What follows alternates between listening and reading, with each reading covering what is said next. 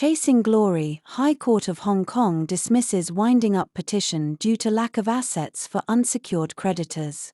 In the recent decision involving Trillion Glory Limited and R&F Properties, HK, Company Limited, Madam Justice Linda Chan of the High Court of Hong Kong dismissed winding up petitions filed by a secured creditor, on the basis that the secured creditor lacked a real interest in the proposed liquidations and there was no benefit in issuing a winding up order due to the absence of assets for unsecured creditors. Background: the petitioner sought to wind up Trillion and R&F Properties, each part of the Guangzhou R&F Properties Co. Limited Group. The group, consisting of onshore and offshore entities, including in the British Virgin Islands, mainly engages in property and hotel development and tourism, primarily operating in mainland China. Among other obligors, Trillion was a borrower, and R&F Properties a guarantor, under a $504 million loan agreement with the petitioner and 3 other lenders.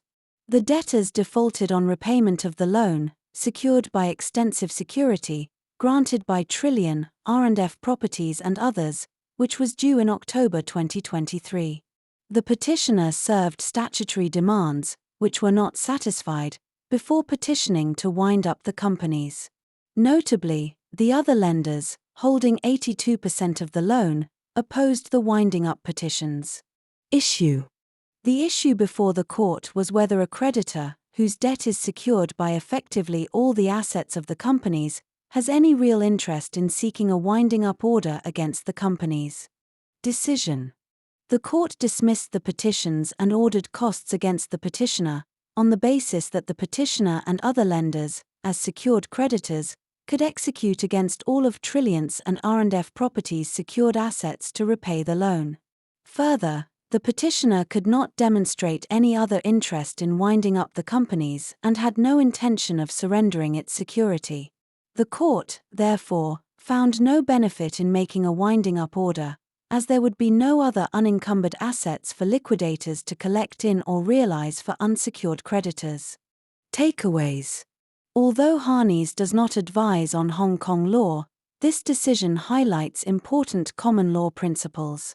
Whilst a secured creditor has standing to apply for liquidators on insolvency grounds, see for example our blog on Re-G3 Exploration, a court may dismiss a winding up petition if the company has no assets available to discharge the unsecured creditors and the petitioner has no other interest in the liquidation. In the BVI, Section 157, 1(c) of the Insolvency Act, Revised Edition 2020 requires the court to set aside a statutory demand if it is satisfied that the creditor holds a security interest in respect of the debt claimed and the security's value matches or exceeds the statutory demand amount, less the $2,000 prescribed minimum.